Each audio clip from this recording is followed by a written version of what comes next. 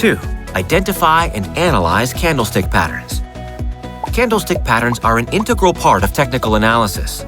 Common chart formations include triangles, rectangles, head and shoulders bottom or top. They can be effective entry and exit signals. But how to filter out market noise and identify them quickly? Pattern tools on Moomoo can help you out. Let's take a look at a theoretical example. Here on this chart, we can see two highs in a potential downtrend.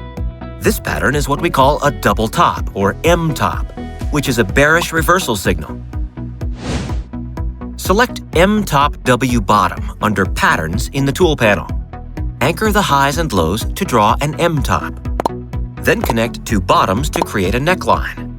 The neckline is a critical level because the price may make lower lows once it breaks below the neckline. Join Moomoo Learn to gain more investing know-how.